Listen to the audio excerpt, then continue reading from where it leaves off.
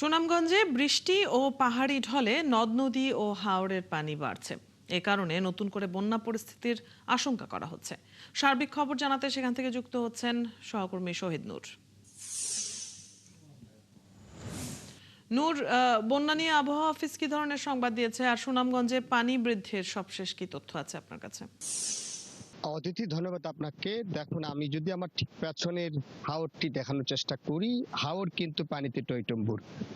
এর মধ্যে সুনামগঞ্জে যে গত 24 ঘন্টা যে বৃষ্টিপাত হয়েছে, চলতি মৌসুমের রেকর্ড পরিমাণ বৃষ্টি প্রায় 265 মিলিমিটার বৃষ্টিপাত রেকর্ড করেছে পানি উন্নয়ন বোর্ড। যেমনটা জানানো হয়েছে, আগামী 72 ঘন্টা সুনামগঞ্জের উত্তর পূর্বাঞ্চল এবং পাহাড়ি অঞ্চলে বৃষ্টিপাত হবে এবং এই বৃষ্টিপাতের ফলে সুরমা নদীর পানি আরো বৃদ্ধি পাবে।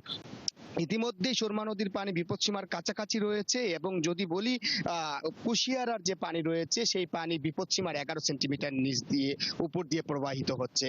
আমাকে জেলা প্রশাসক মিনহাজুর রহমান যেমনটা জানিয়েছেন, তারা ইতিমধ্যেই বন্যার প্রস্তুতি, তারা মোকাবেলায় যে প্রস্তুতি ত্রাণ দুর্যোগ কমিটির সভা করেছেন।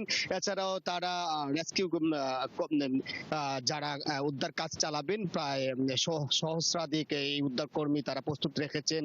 1300 আশ্রয় কেন্দ্র প্রস্তুত রাখা হয়েছে, মেডিকেল টিমও প্রস্তুত রাখা হয়েছে। জেলা প্রশাসক জানিয়েছেন যে যারা দুর্যোগ প্রবণ এলাকায় বা ওই নিম্নাঞ্চলের কাছাকাছি অবস্থান করবেন, তারা যাতে অন্তত পক্ষে আশ্রয় কেন্দ্রের সন্ধান করেন, আশ্রয় কেন্দ্র খোঁজখবর রাখেন এবং যাদের বাড়িতে শিশু, গর্ভবতী এবং বয়স্করা রয়েছে তারা যাতে বন্যা পরিস্থিতি দেখা দিলে সেখানে যাতে উঠে পড়েন। এছাড়াও যদি বলি, কন্ট্রোল রুম খোলার কথা বলা হয়েছে, শীঘ্রই এইসব জায়গাতে যোগাযোগ করা। তবে এখনো পর্যন্ত ওই ধরনের সংখ্যা তৈরি না হলেও আজকে যদি বৃষ্টিপাত হয়, উজানে বৃষ্টিপাত অব্যাহত থাকে, তাহলে এই অঞ্চলে স্বল্পমেয়াদী বন্যা পরিস্থিতি তৈরি হতে পারে এমনটাই আসলে পানি উন্নয়ন বোর্ডের নির্বাহী প্রকৌশলী মোহাম্মদ এমদাদুল হক পাপ্পু যেমনটা জানিয়েছেন। আসলে এই বিকেলটা সময়টাতে কিছুক্ষণ বৃষ্টিপাত কমেছে, সারাদিন বৃষ্টি ছিল, গত রাতেও বৃষ্টি হয়েছে। যদি বৃষ্টিপাত অব্যাহত থাকে তাহলে এই এলাকার বন্যা পরিস্থিতি বা উদ্বেগ উৎকণ্ঠা বাড়তে থাকবে। অদিতি।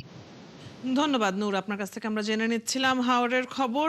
দর্শক, সুনামগঞ্জ থেকে সহকর্মী শহীদ নূর যুক্ত ছিলেন এতক্ষণ।